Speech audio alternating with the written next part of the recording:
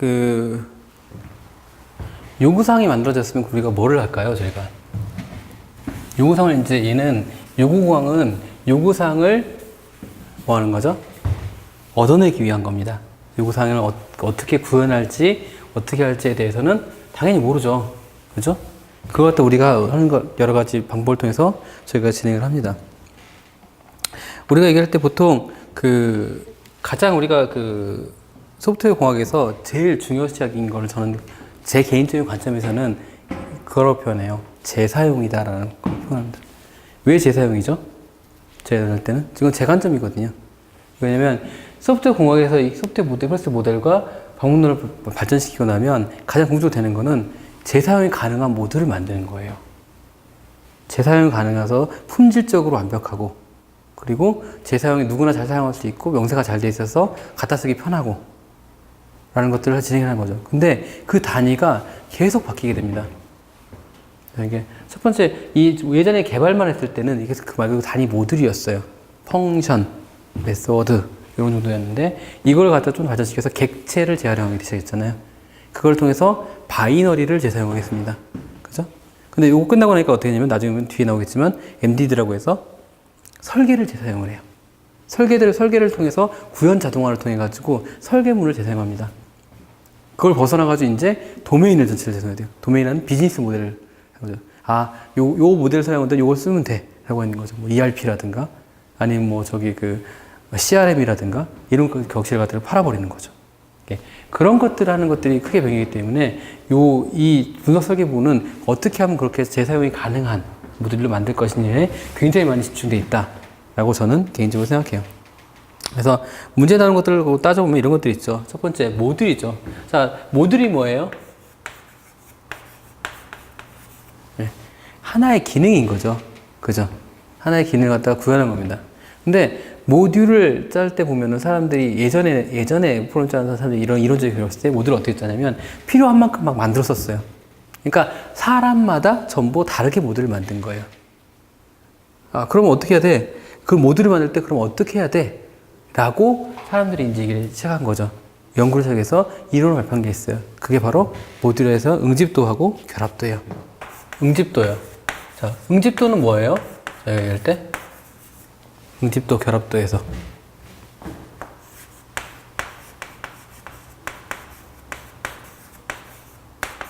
모듈이 얼마만큼 기능이 그 연관되어 있는 것만 들어있냐는 거예요. 그래서 왜 이렇게 하죠? 저희 할 때? 결합도라는 응집도하고 결합도로 표현데 응집도 같은 경우는 해당 모듈이 필요한 그 연관되어 있는 건 모여 있는 것 같다. 응집도를 얘기하고 결합도라는 거는 반대로 이 각 모듈과의 연결 관계가 각 모듈, 그러니까 이건 단일 모듈 얘기하는 거예요.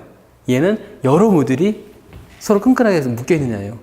자, 응집도가 높고 응집도가 높아지고 결합도가 낮아지면 좋은 점이 뭐가 될까요? 궁극적인 목표가 뭐가 나오죠? 이걸 진행하게 되면 소위서 지역성이라는 게 보장이 된다고 얘기를 해요. 지역성. 즉 로컬리티라고 표현하는 건데 무슨 얘기냐면 에러가 발생을 했어요. 뭔가 수정을 해야 돼요. 그러면 A를 하나 고치면 그 결합도가 막 여러 군데 묶여있다 쳐봐요. 그럼 어떻게 돼요? A, B, C, D, E, F, G 다 고쳐야 되잖아요. 그죠? 그렇지 않게 만들어주는 게 목적인 거죠. 결합도. 응집도도 이거 하나 관련된 모듈만 모여있으면 그것만 고치면 되잖아요. 안 그러면 어떻게 해야 돼, 우리? 딴 데 다 가서 딴 데 가서 고쳐야 되죠. 그렇기 때문에 영향도, 뭔가 고쳐지거나 오류에 대한 영향도를 최소화하자라는 게 이 모듈화의 원리에 대한 가장 특징이에요. 그래서 이걸 배우는 겁니다. 자, 응집도는 제가 배웠을 때는 이렇게 했는데,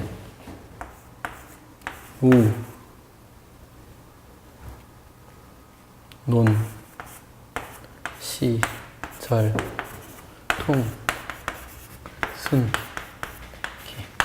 전 이렇게 배웠는데, 어떻게 배우셨어요? 자, 우연. 그죠? 논리적. 그 다음에 뭐죠? 시간적. 절차. 통신. 그 다음에 뭐죠? 순차. 기능. 전 이렇게 배웠었어요. 우연적, 논리적, 시간적, 절차적, 통신적, 순차적, 기능적. 자, 우연적은 뭐죠? 모듈이라도 안에 있는 함수를 봤더니 전혀 상관없는 것들이 모여있는 거 그냥 막 코딩한 거죠. 그 안에 모든 게 다 들어있는 거예요. 그리고 논리 같은 경우는 어떻게 되죠? 우리는 논리적으로 같은 거예요. 아, 추가하는 기능들만 모아놨어. 삭제하는 기능을 모아놨어. 아니면 갱신하는 모듈만 따로 모아놨어. 이런 것들이 바로 상호 배치 없이 서로 병행이 가능하다는 거죠. 자, 시간은 뭐죠? 시간은 특정 시점이 있는 거예요. 그래서 이 시간엔 그 일을 한 번에 빵 해요.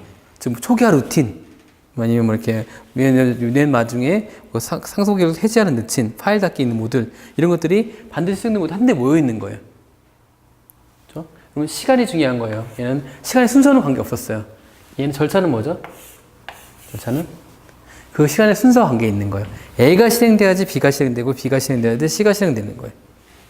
그런 것들만 모여 있는 거예요. 우연은 그게 없이 그냥 모여 있는 거, 논리도 마찬가지고, 그 기능만 모여 있는 거고, 얘는 그 시간은 그 시점, 이 시점에 일어나는 일, 해야 될 이런 일을 묶어놓은 거고, 얘는 시점뿐만 아니라 이 프로세스대로 묶어놓은 모아놓은 거예요. 통신은 뭐죠? 통신은? 절차 적응 같은 경우에는 그 순서는 중요했어요.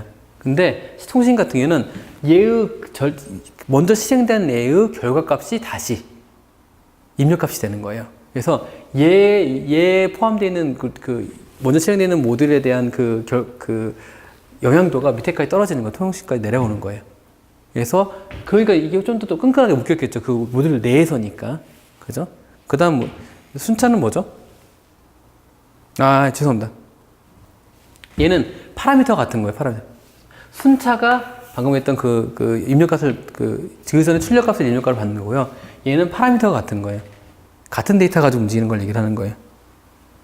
그래서, 이거 처리 순서는 크게 관계없게 되고, 입력값에 따라서 출력값이 달라집니다. 순차는 얘기했던 것처럼 그 위에 숫자 맞는 거고요. 그 다음에 기능 같은 경우는 순수하게 해당하는 기능만 모여있는 걸 얘기를 하는 거예요. 그러니까 응집도가 제일 높은 거겠죠. 얘가 응집도는 제일 낮은 거. 낮은. 자, 결합도는 뭐라고 했죠, 저희가? 저는 이렇게 외웠었거든요. 내, 공, 외, 제, 스, 사. 그래서 내용 결합, 공유 결합, 외부 결합, 제어 결합, 스탬프, 자료 결합. 내용 결합은 뭐예요? 이쪽 모듈에서 이쪽 모듈 내용을 그냥 고쳐버리는 거예요. 그리고 이쪽 모듈에서 이쪽 모듈 점프하는 거예요. 그거 갖다가 저희가 내용 결합이라고 얘기하는 거예요. 그럼 뭐예요? 그러면 내 의도에 관계없이 망가졌잖아요. 이걸 막기 위해서 저희가 기체적에서 뭐 한다고 했어요? 인포메이션 하이딩 한다고 했잖아요. 근데 이렇게 하면 망가지는 거잖아요. 내 의도에 관계없이. 그렇기 때문에 얘는 결합도가 굉장히 높게 된 거죠. 안 좋은 거예요. 지금 안 좋은 것으로 지금 처리한 거거든요. 반대로 얘기하면 얘는 이쪽이 낮은 거, 얘는 이게 높은 거예요. 됐죠? 그래서 공유 결합은 뭘까요? 공유 결합은 전역 변수를 사용하는 거예요. 전역 변수. 전역 변수에서 그 변수를 가지고 통해서 공유를 하게 진행하는 거예요. 그래서 이거를 공유 결합이라고 하고요. 외부 결합은 뭐라고 하죠? 변수 쓰진 않아요. 하지만 외부에 있는 파일을 쓰는 거예요. 가장 유명한 게 바로 뭐냐면 컴피그 파일 같은 걸 얘기를 하는 거예요. 같은 컴피그를 공유하는 거죠. 예. 제어 결합은요? 뭐죠? 얘는 제어 결합이 뭐냐면 간단하게 생각하면 그거예요. 그러니까 루틴에 가보면 이런 거 있잖아요. 케이스. 그러니까 스위치 케이스에서 A일 때 뭐하고, B일 때 뭐하고, C일 때 뭐, 이렇게 이런 게 있다 치면, 파라미터로 이게 요 변수가 스위치 변수라고 치면, 이 변수가 파라미터인 거예요. 그래서 어떤 모듈이 콜을 할 때 이 변수를 콜을 합니다. 놓고 펴래요. 그거에 따라서 다른 일을 해주는 거예요, 얘가. 그러면 결합도 높은 거죠. 그죠? 그죠? 스탬프는 뭐 하는 거예요? 스탬프하고 자료는 솔직히 저는 약간 좀, 약간 좀 크게 다른 관점이 어떻게 생각하시지만, 스탬프는 그거예요. 요 안에 그 구조체가 들어가는 거예요, 구조체. 데이터 하나만 들어가는 게 아니라 데이터 모아놓은 게 들어가는 거죠. 사실 요 의미는 뭐냐면, 요 데이터에 모아놓은 게 들어갔기 때문에 쓸데없는 게 전달됐다는 얘기예요. 그래서 쓸데없는 게 전달됐는데, 이 내부에서 다른 걸 바꿔버릴 수 있잖아요. 그 쓸데없는 거. 얘가 원하는 데이터를 넘겨준, 그 필요한 데이터가 아니라 다른 부가적인 데이터를 넘겼는데, 그 부가적인 데이터를 다르게 써버린 경우가 생기면 이 결합 요소가 생기기 때문에 요건 좀 어렵다고 얘기를 하는 거예요. 자료 결합도는 일반적으로 제공하는 인테저, 캐릭터, 요것만 들어가는 거예요. 하나만 들어가는 거. 그래서 이 결합도에서 이게 나쁜 거, bad. 이쪽이 굿입니다. 이렇게 였고요. 응집도는 높으면 높을수록 좋은 거예요. 결합도는 낮으면 낮을수록 좋은 거예요. 예, 요거 순서가 반대다. 그러니까 좋고 나쁨으로 나눌 건 순서 맞지만 이게 높음 낮으면 서로 반대다. 라는 거 이해하시면 될 것 같습니다. 그래서 우리는 기능하고 자료가 제일 좋은 거예요. 예, 응집도가 기능이고 자료가 결합도가 자료면 좋은 거다라고 이해하시면 됩니다. 자, 요걸 통해서 좀 수업들을 구현하고 있어요. 그죠? 그래서 이렇게 해서 만들다 보니까 이 단위가 커진 게 있어요. 커진 게 두 가지 종류가 있습니다. 우리가 얘기하는 아키텍처라는 게 있고요. 예.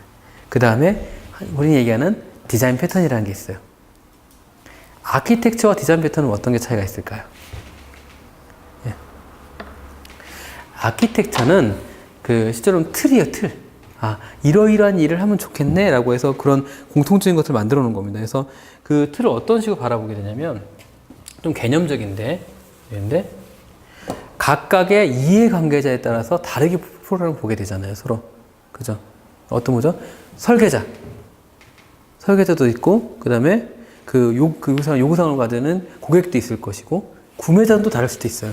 즉, 사는 사람은 있는데, 사용자는 이 사람인데, 사는 사람은 다른 사람. 사장님하고 실무자가 다를 수 있어요. 다 관점이 다르겠죠. 그리고 구현하는 사람도 있을 거고, 개발하는 사람도 있을 거고, 시스템을 통합하는 사람도 있을 거예요. 그죠? 그리고 시스템 운영하는 사람도 있을 거예요. 이런 것들 갖다가 모두 모아서 볼 수 있는 거를 저희가 아키텍처 뷰라고 얘기를 하는 거예요. 자, 아키텍처라는 뭐라고요? 청사진 겁니다. 아키텍처. 한글로 쓸게요.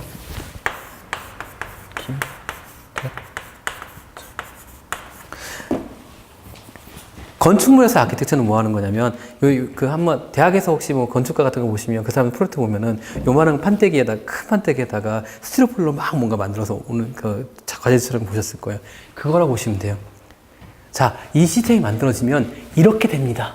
라고 보여주는 거예요. 그래서, 근데 우리 쪽에서 얘기하는 아키텍처는 이거예요. 이 틀을 갖다 먼저 만들어주고 나서 이렇게 만들 거예요, 앞으로는. 미리 정해놓은 겁니다. 시스템을 만들 때 우리는 이렇게 만들 거예요. 예를 들어서 테크니컬 아키텍처 쪽에서 따지면 시스템 만들 때 우리 웹사이트를 만들 때 서버는 아파치로 할 거예요. 아파치에 톰캣을 연결할 겁니다. 아니면 엔진엑스와 톰캣을 연결합니다. 라고 규정을 내리고 우리가 쓰는 시스템은 이거예요. DB는 우리가 세 개를 씁니다. MySQL, 오라클, MS SQL 중에서 골랐습니다. 백신은 뭘 써요? 보안 모델은 뭘 써요? 미리 정해놓는 거예요. 만약에 이렇게 하지 않다면 우리가 어떻게 되죠? 처음부터 한다 치면? 처음부터 그걸 선정해야 되는 거예요. 서버는 뭘로 하지? 이 회사에서는 이걸 쓰나? 이걸 만들어야 되나 해서 막 골라야 돼요. 그리고 다른 모듈도, 보안 모듈도 마찬가지로 다 달라요. 그러면 그걸 고르고 정리하느라 시간이 다 끝나요. 근데 아키텍처가 정해지면 이미 흐름이 만들어져 있단 말이에요. 그러면 거기에 끼워 넣기만 하면 되는 거죠. 그러면 청사진을 바로 저희가 아키텍처라고 얘기를 합니다. 그래서 이 아키텍처는 단순히 한 사람으로 비유가 되어 있지 않기 때문에 여러 사람의 형태가 돼요. 그래서 보통 이런 표현을 씁니다. 아키텍처를 기술할 때는 미션이 있어요. 목표가 있어요. 그러면 거기에 따른 누가 있냐? 이해관계자가 있습니다. 이해관계자의 의미가 뭐죠? 이해는 이득이 되고 해가 되는 거잖아요. 그죠? 이해관계자라는 얘기는 이 시스템이 만들어지고 나서 영향받는 모두를 얘기하는 거예요. 아까 했던 구매자도 될 수 있고 시스템 만드는 사람도 될 수 있고 다 있어요. 요 이해 관계자 뭐가 있겠습니까? 서로 컨선이 따로 있습니다. 컨선. 요구하고 싶은 게 따로 있어요. 그죠? 그리고 이 컨선에 따라서 뭐가 있냐면 뷰가 있습니다. 바라보는 관점이 있는 거죠. 그리고 이 관점을 정리한 문서가 만들어질 거예요. 그리고 이 문서를 증거하는 증거가 나타납니다. 증명하는. 이게 모인 게 바로 아키텍처예요. 요 관점을 바라보시면 됩니까? 그래서 보통 뭐 여러 가지 뷰 얘기하면 UML의 4+1 뷰요. 아니 4+1 뷰, UML의 뷰, 뭐 지멘스 4뷰. 각각의 이런 형태들을 모두 아키텍처를 미리 구현해 놓은 거예요.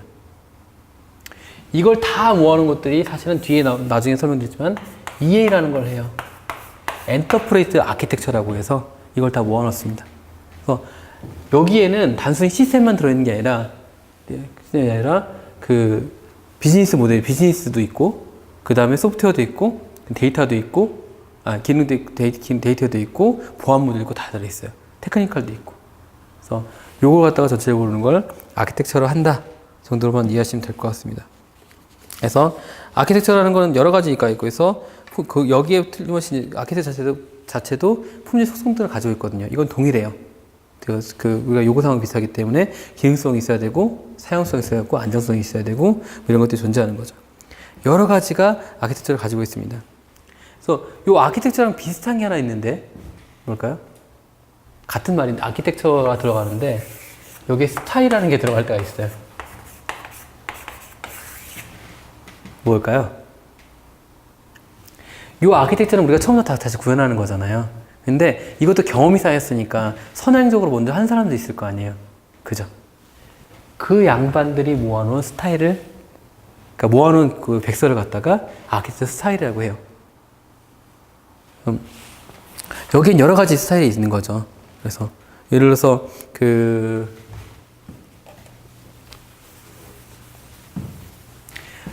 여러 셀이 있는데 뭐 리포지토리 스토리 스타일이다. 그러면 뭐가 있을까요? 리포지토리는 뭐가 있는 거죠? 리포지토리 라고 하면은 저장소 모델이라고 해서 모든 데이터를 하나로 모으는 걸 얘기를 해요. 원래 각각 데이터를 얻는 것보다는 한 대 모으는 게 훨씬 더 유리하다 라고 얘기를 하는 거죠. 그죠? 아니면 클라이언트 서버 모델, 아니면 레이어드 스타일. 이것도 세부적으로 제가 가지고 한번 설명드릴 거예요. 여러 가지 이렇게 모이게 되면, 그러니까 뭐 단순히 그 시스템을 갖다가 만들 때 통으로 만드는 게 아니라 레이어를 잘라서 만들면 요거에 대한 영향도는 여기서만 묻히기 때문에 위를 고치지 않고도 아래를 고칠 수 있다. 이게 레이어드 스타일이잖아요.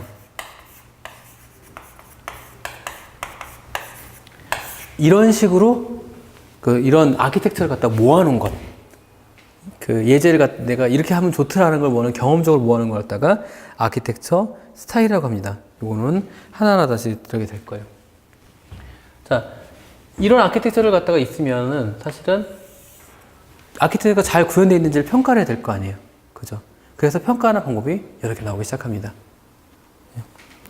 첫 번째라고 하는 평가 방법을 보면 이런 거 있습니다. 처음에는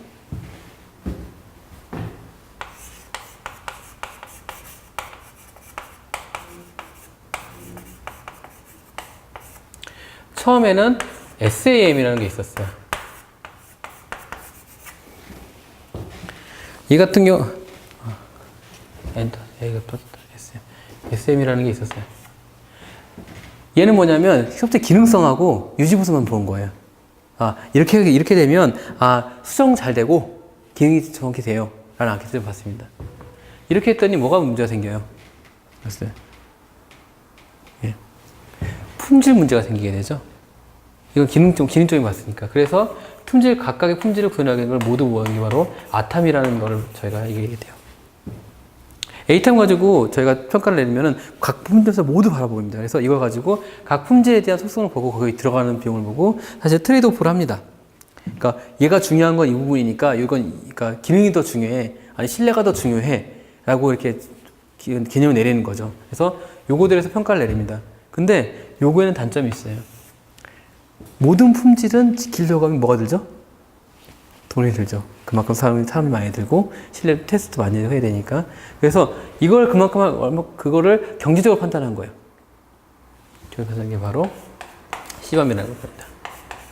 CBAM을 통해서 그 비용 대비 효과까지 모두 분석하게 되면 바로 우리가 얘기하는 그 ROI 평가, 투자 대비 리턴인 거죠. 받는 돈, 리턴 오브 인베스트먼트거든요. 그래서 ROI까지 비교해서 이제 아키텍트가 결정하는 게 CBAM입니다. 평가하는 게. 이 세 가지 정도만 이해하시면 될 것 같아요. 자, 요거 가지고, 이건 이제 위는 상위적인 부분이에요. 그죠? 근데 요거 말고 이제 그 다음 이 아키텍처 갖고 아키텍처를 나왔으면 하나 더 나와야 될 게 있어요. 뭐죠? 자, 방금 말씀드렸는데, 예, 디자인 패턴이라는 거죠. 그래서 디자인 패턴하고 아키텍처하고 뭐가 다를까요? 아키텍처는 이게 틀이었어요. 위에 지금 상위 구조거든요. 디자인 패턴 같은 경우는 실제로 코딩을 할 때, 예, 개발을 할 때 이렇게 개발하면 좋습니다. 라고는 구체적인 수준까지가 나오는 게 바로 소위 말해서 디자인 패턴입니다. 예. 자, 디자인 패턴에는 우리가 할 때 세 가지 종류가 있어요. 어떤 게 있죠? 디자인 패턴은?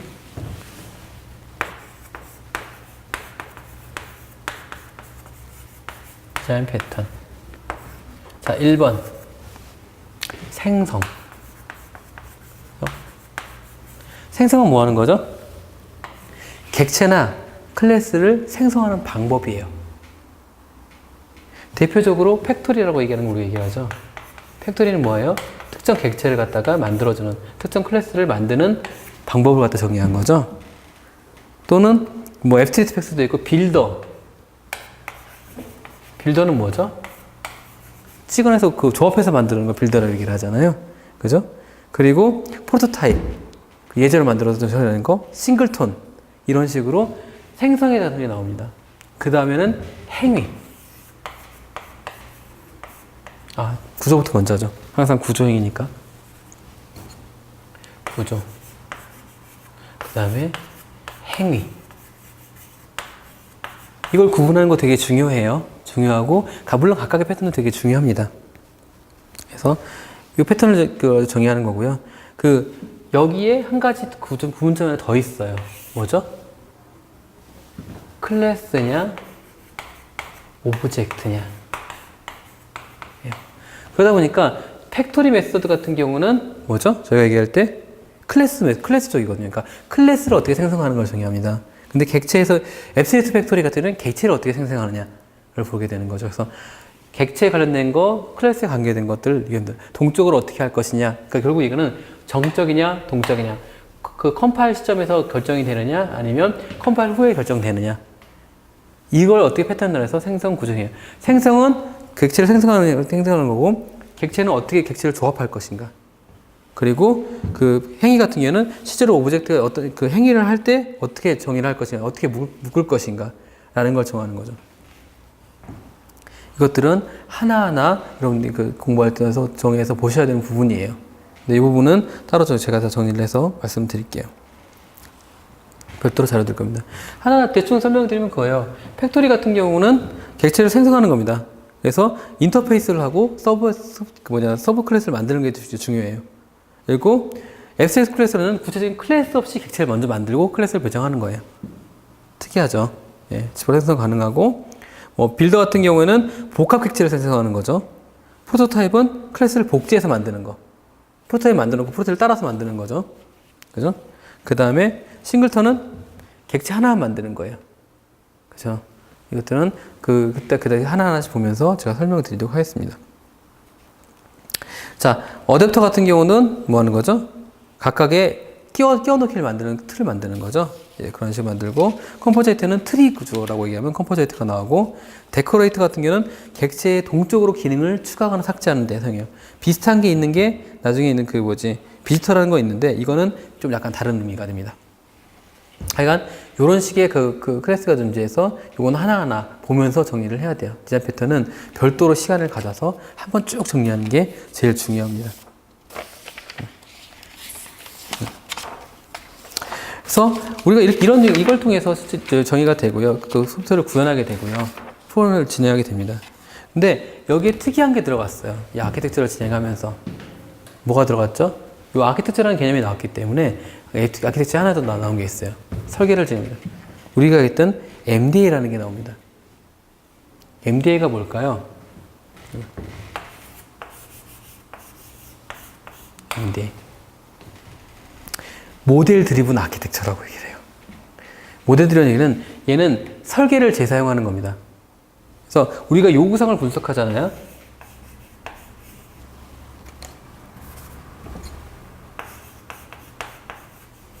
요구사항을 받고 그다음에 분석을 했어요. 설계를 합니다. 설계를 통해서 만들어진 물건이 뭐냐면 얘는 첫 번째 PIM을 만들어요. 플랫폼 인디펜던트 모델을 만듭니다. 그 플랫폼이 뭐예요? 우리가 이럴 때 OS 같은 것도 플랫폼이고 DB도 플랫폼이죠. 그렇죠? 그래서 윈도우즈, 안드로이드, iOS 이게 관계없는 모델을 구현하는 거예요. 만들고 나서 얘는 매핑과 그 변환을 통해서 PSM으로 만듭니다. 그럼 뭐가 돼요? 우리가 얘기할 때? 여기 나오는 인터페이스, 요 PSM만 있으면 이 모델을 바꾸면 어떻게 돼요? 다 저절로 바뀌죠. 그죠? 즉, 내가 프로그램 하나 만들었는데, 성공해서 큰 프로그램 짰는데, 갑자기 안드로이드 프로그램이 그냥 생겼어요. 갑자기 iOS가 돼요. 하나 만들었는데. 그러니까 그런 게 되는 거죠. 그래서 요걸 통해서, 요걸 통해 가지고 그 설계를 완전 재사용해서 개발해 보자는 게 MDD 또는 MDA라고 제가 보통 얘기를 합니다. 그래서 많은 일을 하게 됩니다. 그래서 여기에 구성 요소에는 UML, CWM, 그 다음에 저기 MOF, XMI 같은 게 있죠.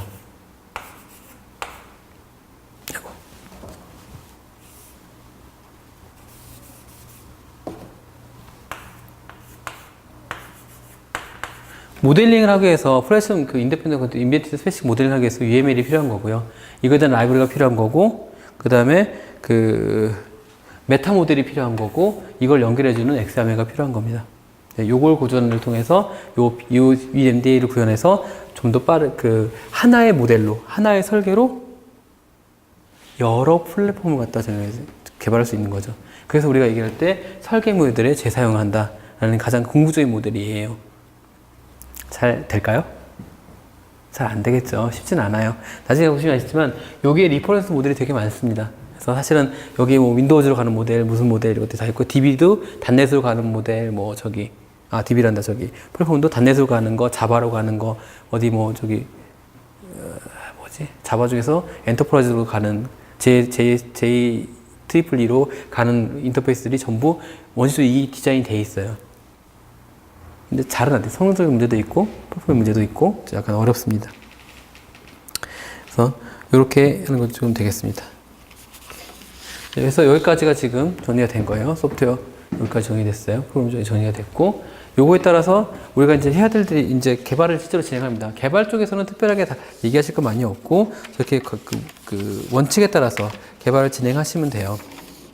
자, 여기까지 프로그램하고 코딩 표준에서 개발 전까지 이루어졌어요. 그럼 뭘 해도 저희가 할 때 테스트를 진행해야 되죠. 그쵸? 자, 그럼 테스트는 여러 가지 종류가 있을 거예요. 그죠? 테스트에는 어떤 종류가 있을까요?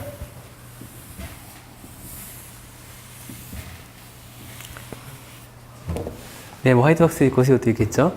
근데 테스트는 보통 이제 얘기할 때 시점별로 구분하느냐, 아니 방법적으로 구분하냐 이런 것도 많이 고민해요.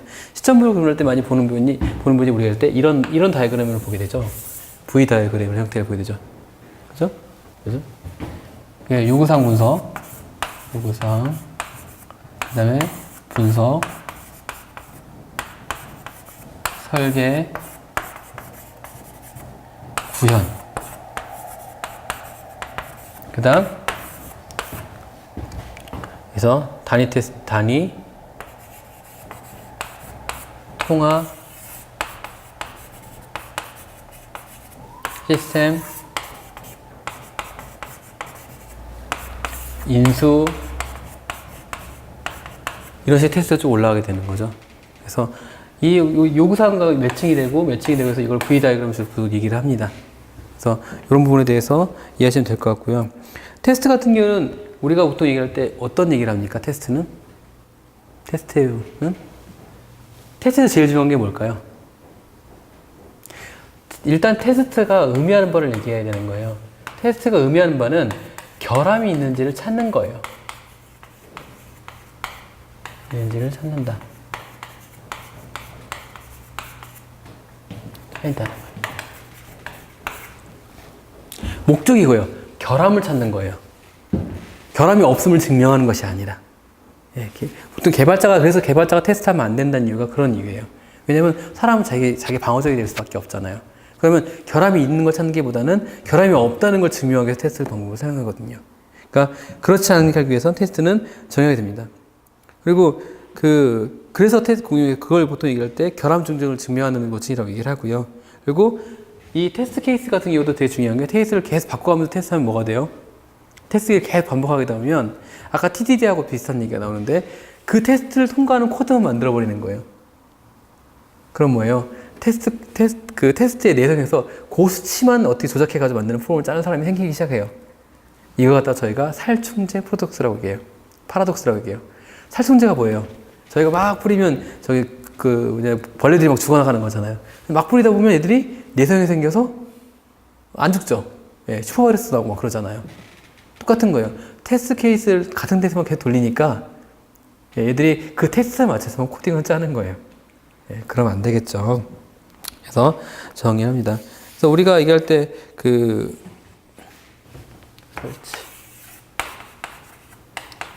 그래서 요런 테스트를 진행합니다. 자, 첫 번째 단위 테스트는 뭐 하는 걸까요? 단위. 네. 단위는 사실은 구현단에서 사실 정하고요. 각 모듈별로 내가 이 인풋이 들어가면 이 아웃풋이 나오는 걸 테스트하는 걸 얘기를 하는 거예요. 그래서 주로 개발자 위주로 테스트합니다. 실질적인 테스트 같은 경우는 통합에서 더 많이 일어나게 돼요. 각자 개발자를 다 만들어서 각 단위 테스트 해왔대요. 그래서 실제로 얘를 갖다가 딱 모아서 통합해서 테스트하는 걸 통합 테스트라고 해요.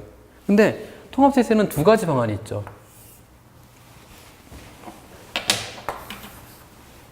빅뱅.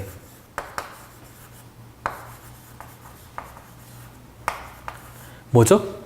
그냥 한 대 모아서 다 될 때까지 길었다가 한 번에 모아서 짠 넣어서 돌려보는 거예요. 되게 단순한 모델이면 할 수 있겠지만 이렇게 하게 되면 오류가 도대체 어디서 발생했는지 이거 찾기 너무 어렵겠죠.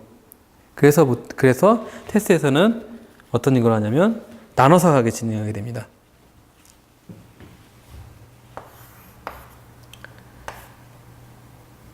하향식 또는 상향식을 진행하죠. 하향식은 뭐죠? 하향. 위에서 내려보는 거잖아요. 그럼 어떻게 되죠? 얘는 미리 만들 시나리오가 있을 거예요. 시나리오를 통해서 미리 전체를 시나리오 테스트를 한다고 보시면 되는 거예요. 그래서 특정 전체 마디를 전체 루틴을 갖다가 쭉 나열합니다. 메인 루틴에 메뉴 A에 메뉴 B에 메뉴 C에 그 안에 서브 C의 동작을 갖다 전부 구해서 이런 것들 전부 모듈을 미리 만들어 놓고 연결을 진행하는 거죠. 그때 테스트를 하는 겁니다. 장점은 뭐겠어요? 장점은 사용자가 인지하는 대로 좀 돌아가는지를 테스트를 해볼 수가 있는 거예요. 근데 여기에 문제가 있어요. 빅뱅이 아니라면 단위적으로 모듈이 요 중간중간의 모듈들이 없는 애들이 있겠죠. 그죠? 그러면 이 모듈을 정상 동작하는 것처럼 속이는 페이크 모듈이 필요해요. 그게 바로 저희는 스톱이라고 하는 모듈을 씁니다. 그래서 얘는 원래는 해당 모듈을 콜을 하면 특정 디스크에 가서 뭔가 읽어와야 돼요. 근데 아직 이 모델이 안 만들어졌어요. 그러면 얘는 무조건 어떤 특정 모델에서 가장 특정 원하는 값 있잖아요. 그거를 무조건 리턴해 주는 게 나오는 거예요. 빈 허당 함수가 나오는 거죠. 그래서 no stop 라고 보시면 돼요. 간단히 생각하시면 그냥 그거 있잖아요. 예전에 핸드폰 팔 때 보면 목업들 있잖아요. 그 목업들 중에서 그 제가 옥션인가 건데서 이렇게 판매를 하는 거 봤는데 이걸 왜 파냐고 했더니 그 뒤에 배터리는 끼울 수 있어가지고 배터리 이렇게 충전을 할 수 있대요. 그러니까 그런 것처럼 특정 기능을 할 수 있는 게 만들어지는 거죠. 자, 상향식은 뭐죠? 아래서 위를 보는 거잖아요. 그러니까 뭐라는 거냐면 이 각각의 단위 모듈들을 테스트할 수 있는 드라이버라는 모듈을 통해서 각 모듈을 테스트하는 거예요. 얘 같은 경우에는 각각의 드라이버만 있으면 동작의 완전성을 보장할 수 있겠죠. 그죠? 근데 단점은 뭘까요? 볼 수가 없어요. 전반적인 내용을 얘가 실제로 다 구현되는지 내용을 이 시나리오도 안 되고 드라이버가 있어야 되기, 드라이버가 알아서 하는 거기 때문에 전체가 잘 동작하는지를 사용자가 인지하기가 어렵습니다. 그래서 보통 우리는 여기를 할 때 두 개를 더해가지고 샌드위치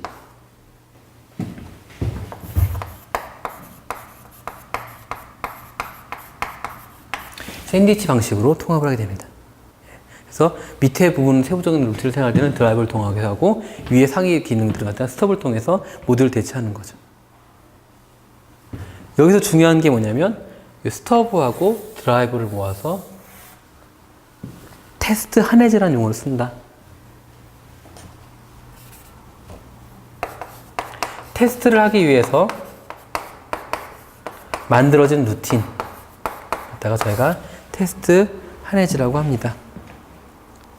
자, 요게 통합 테스트는 요게 통합 끝났어요. 그럼 시스템 테스트는 뭐 하는 거예요? 여기까지는 기능적인 요소를 많이 봅니다. 근데 시스템 테스트 같은 경우는 성능적인 요소를 봐요. 그러니까 품질적인 요소를 많이 보게 됩니다. 얘기하는 거. 예를 들어서 강제로 죽여봐요. 강제로 죽여서 살아나는지 보는 테스트. 그게 뭐죠? 회복 테스트. 두 번째. 그렇죠? 안전 테스트. 실질적으로 보안 모드를 잘 통과하고 잘 정해야 되는가. 그 다음에 강도 테스트. 칼등 강도 말고 스트레스 테스트라고 해서 뭐 하죠? 모듈 이렇게 돌려가지고 한 100명이 막 접근한 것처럼 나오게 되는 거예요. 한 200명 한꺼번에 붙인다가 10,000명, 10만 명을 한꺼번에 돌려보는 거죠. 그래서 얘가 안 죽나를 보는 거죠. 그리고 성능 테스트. 특정 상황에 있어서 얘는 이제 특정 상황이 아니라 강제로 아주 안 좋은 상황을 몰아붙이는 거고, 얘 같은 경우는 내가 원하는 균형이 있어요. 그러니까 클릭을 했는데 그 동시 접속자 3,000명인 상황에서 클릭 한 번을 했을 때 3초 이내에 답이 나와야 된다 라는 걸 테스트를 하는 거죠. 그죠? 그 다음에 저기 뭐냐 뭐 이런 테스트를 통해 몇 가지가 이제 시스템 테스트겠네요. 이걸 통해서 제가 진행하게 되는 거죠. 자, 그럼 인수 테스트는 뭐 하는 거죠? 결국 얘는 사용자가 진행을 하는 거죠. 사용자가 테스트를 진행하는데 세 가지 종류가 있죠. 알파가 있고 베타가 있고 감마가 있어요. 알파는 뭐죠? 네? 네. 네, 맞습니다. 알파와 베타는 사실 속성은 약간 비슷해요. 뭐는 거냐면 둘 다 특정 사용자한테만 오픈해주는 시스템이에요. 이거 특정 사용자한테 자, 이거 가지고 한번 테스트를 해보세요 라고 하는 건데, 알파 테스트는 개발자 환경, 현재 개발하고 있는 환경 가서 테스트하는 걸 얘기하는 거고, 베타 테스트는 같은 경우는 전체 프로토를 한번 리리즈하고 나서 그 전체 완본이 나온 다음에 그걸 테스트하는 걸 얘기하는 거예요. 즉 실행 환경에서 테스트하는 거를 베타를 하고요. 감마 테스트 같은 경우는 이 테스트가 전체 테스트가 되는 거예요. 여기까지는 클로즈 베타, 여기는 오픈 베타라고 생각하시면 간단합니다. 게임 해보시면, 게임 하시나 봐요. 잘 이해하시는 거 봐서. 네. 이런 게 있습니다. 그리고 맨 마지막에는 설치 테스트라고 있습니다. 설치 테스트는 왜 필요할까요? 인수 테스트는 고객이 다 모든 기능을 컨펌했단 말이에요. 근데 뭐가 왜? 설치 테스트를 또 왜 할까요? 네? 아십시오. 인수 테스트를 했을 때는 실제로 실행 환경에서 해봤다지만 실제로 거기가 진짜로 돌아갈 그 서버에는 안 깔려 있는 상황이에요. 왜냐면 이게 다 완전적으로 생각해야지 그 새로 사온 신규 서버에서 넣을 거 아니에요. 얘는 테스트 환경에서 진행한 거니까. 그죠? 그러면 실서버에 가서 설치를 해봤더니 안 되는 경우가 태반이더라. 라는 거예요. 왜? 라이브러리가 제대로 깔려있지 않다든가. 아니면 환경 자체가 다르다든가 같이 가보니까 DB가 다르다든가 플랫폼이 다르다든가 이런 일이 벌어지거든요. 그렇기 때문에 설치 한 라인에 가서 테스트하는 것도 굉장히 중요하다. 그래서 설치 테스트까지 진행을 합니다. 이렇게 해서 구분하게 되면 뭐 되죠? 전체적인 시간적인 거는 다 끝났어요. 자, 그러면 이제 프로그램을 갖다가 여기 테스트하는 방법에는 또 그 방법에 따른 차이가 있어요. 첫 번째 방법에 따른 차이 1. 실행하면서 테스트하는 거. 2. 비실행. 실행하지 않고 테스트하는 거. 두 가지가 있어요. 그래서 우리가 얘기할 때 동적이냐 정적이냐가 있어요. 자, 실행한다는 건 뭐죠? 말 그대로 바이너리를 실행해 보는 거예요. 그죠? 그럼 뭐가 나와요? 입력과 출력해서 테스트가 나오겠죠. 그죠? 비실행 같은 경우는 실행하지 않는 거예요. 실행하지 않는 게 무슨 테스트가 되지? 어떻게 될까요? 보통 이런 얘기를 할 때는 리뷰를 얘기합니다. 코드 리뷰 또는 인스펙션 등을 얘기하죠. 아니면 워크스루.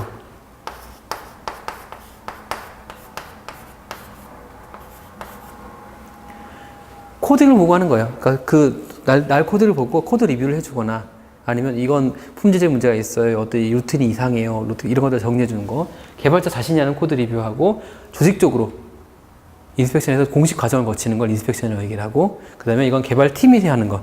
이걸 워크스라고 얘기를 합니다.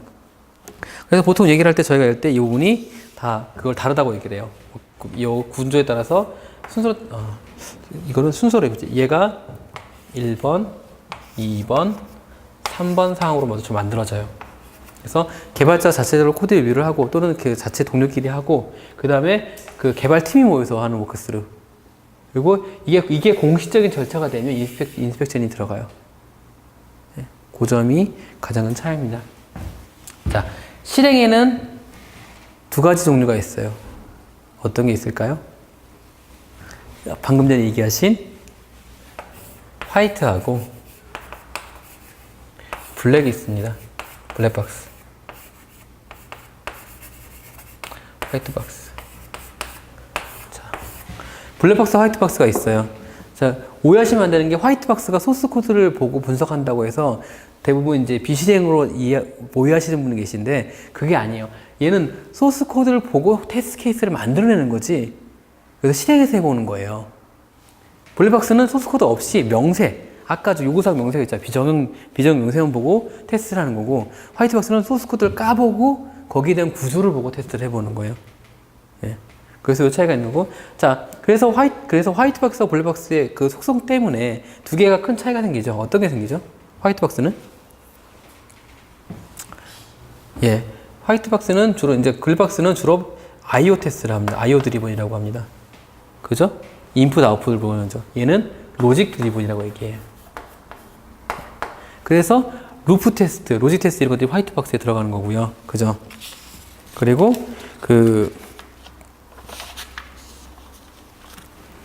이런 블랙박스 같은 경우는 동치분해 아니면 균등분해 아니면 경계값 이런 것들이 여기에 포함되는 거죠. 왜? 거기는 인풋하고 아웃풋 값밖에 모르니까. 그렇겠죠. 그래서 이런 것들이 진행된다고 생각하시면 되겠습니다.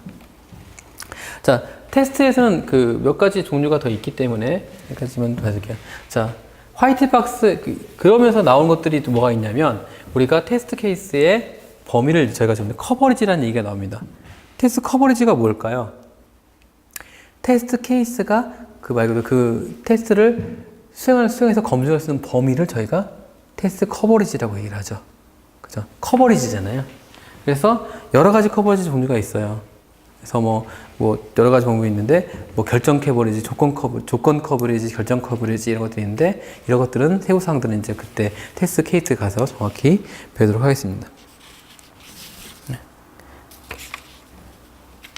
그래서 요거 같은 경우는 여기 이제 이렇게 해서 진행했어요. 그 다음에 이제 우리가 테스트를 하게 되면 어떤 게 나오죠?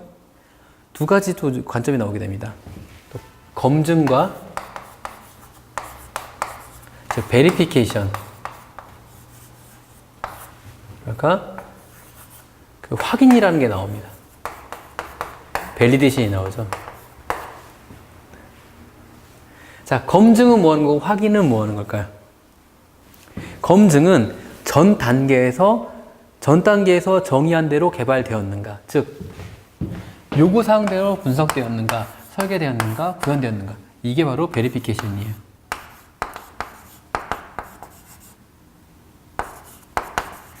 즉 검증인 거죠. 그리고 밸리데이션은 뭐냐면 요구사항대로 만들어졌는, 고객이 요구한 상대로 만들어졌는 거예요. 그래서 얘는 개발자 관점이라고 하고 얘는 사용자 관점이라고 얘기를 해요. 즉 보통 여기서 그릴 때는 요 단계, 요구한 대로 설치가 됐는가, 분석한 대로 만들어졌는가, 설계된 대로 통합됐는가, 단위로 됐는가, 이것들을 해서 왼쪽 단위에서 여기가 저희가 밸리데이션이라고 보통 표현합니다. 그래서 검증하냐, 확인하냐, 요 차이를 갖다가 보고 정의를 해요. 보통 우리가 할 때 품질 관리 쪽에서도 얘기할 때도 이 검증하고 확인은 분명히 다릅니다. 예. 이렇게 여기까지 하시면 테스트까지 하고 진행되기 때문에 하면 될 것 같고요. 여기까지 하고 이제 오늘은 이제 소프트웨어 쪽은 약간 마감하는 걸로 하겠습니다.